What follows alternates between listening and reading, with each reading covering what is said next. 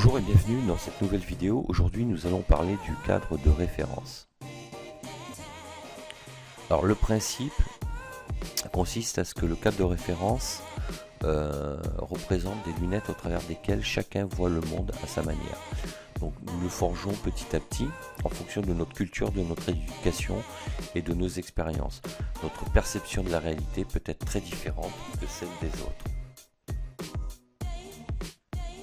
Donc nous utilisons tous un champ lexical avec notre propre vision et interprétation des mots en fonction de notre cadre de référence. Les malentendus naissent donc de la différence de nos cadres de référence qui modifient la signification des mots et de leur sens. Cela ne serait pas important s'il n'en découlait pas des conflits. Donc prendre conscience que ces cadres de référence existent et donc sont primordiaux pour améliorer son niveau de perception, c'est élargir son champ de vision. Donc cela améliorera votre capacité à communiquer dans des contextes et des environnements multiples. Définition, le cadre de référence est l'ensemble d'idées, d'opinions, de valeurs propres à un individu ou à un groupe et en fonction duquel cet individu donne un sens à ce qu'il dit ou reçoit. Donc le cadre de référence se construit autour de 4 critères. Il y a une partie qui est acquise de l'enfance à l'âge adulte dans un environnement que vous n'aurez pas forcément choisi.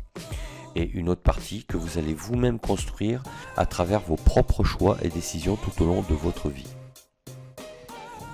Donc le principe repose donc autour de l'éducation, la formation, la culture et les expériences. L'éducation, elle vous a été donnée par vos parents et votre entourage familial et proche. Elle vous a inculqué des valeurs, un mode de pensée et des modes de fonctionnement en société. Elle a donc construit la manière dont vous allez créer du lien avec les autres et elle participe à votre savoir-être. La formation vous apportera les connaissances et les savoir-faire qui vous permettront de trouver un emploi et de développer vos compétences, c'est-à-dire mettre en pratique vos connaissances par la pratique. La culture conditionne votre éducation, elle repose sur les us et coutumes qui vont influencer vos comportements et modes de pensée. Elle peut être d'ordre religieux, laïque ou spirituel. Donc elle vous renvoie à la pratique d'une langue, une histoire, une gastronomie, etc. Là aussi, elle vous dicte la manière dont vous allez créer du lien avec les autres, avec les valeurs qui vous ont été inculquées par votre éducation. Il y a un lien direct entre l'éducation et la culture. Les expériences rempliront, elles, votre moi intérieur. Dans la première partie de votre vie jusqu'à l'âge adulte, elles vous seront majoritairement apportées par votre environnement familial et proche. À l'âge adulte, dès que vous serez autonome, vous développerez vos expériences selon vos besoins. Ce sont les expériences qui peuvent modifier votre cadre de référence initial en faisant évoluer vos valeurs et votre vision de la société et du monde. La perception et l'interprétation. Donc votre cadre de référence joue un rôle de filtre sur votre perception des gens et interprétation des situations et événements.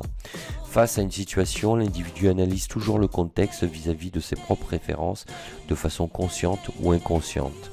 Donc quand je parle d'analyse, cela se traduit souvent par le jugement en fait. Donc différence entre analyse et jugement.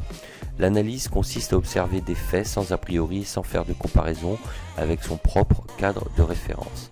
Le jugement, c'est avoir une perception d'un événement en fonction de son propre cadre de référence. Impact sur la communication verbale et non verbale. Le cadre de référence aura un impact sur votre communication verbale et non verbale.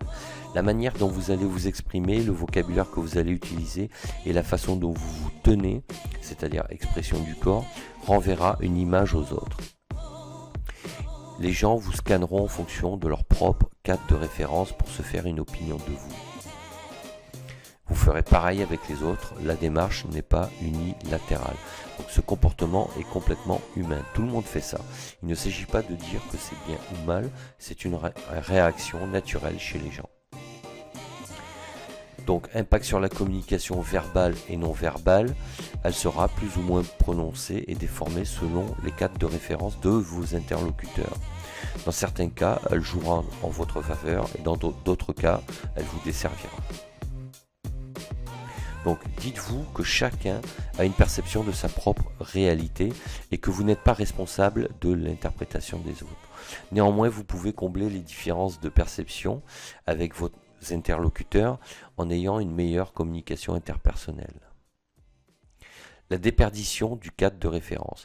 Votre cadre de référence agit comme un filtre qui dicte votre perception des mots et des gestes. Selon le cadre de référence de votre interlocuteur, vous pouvez perdre des informations que vous n'aurez pas décodées. Pareil pour lui à votre encontre.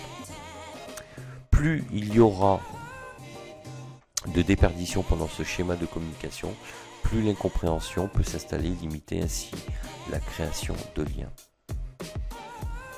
Donc en résumé, on a tous un cadre de référence qui nous a été transmis, mais nous pouvons le faire évoluer sans cesse en se formant et en multipliant les expériences pour remplir sa propre bibliothèque de connaissances. Si cette vidéo vous a plu, n'hésitez pas à mettre un pouce bleu, à vous abonner à la chaîne, à partager sur vos réseaux sociaux et à me laisser un commentaire. Sachez que vous pouvez également télécharger gratuitement le livre Accomplissez-vous sur mon blog Cap sur vous. Il ne me reste plus qu'à vous dire à bientôt pour d'autres vidéos et d'ici là, ciao ciao.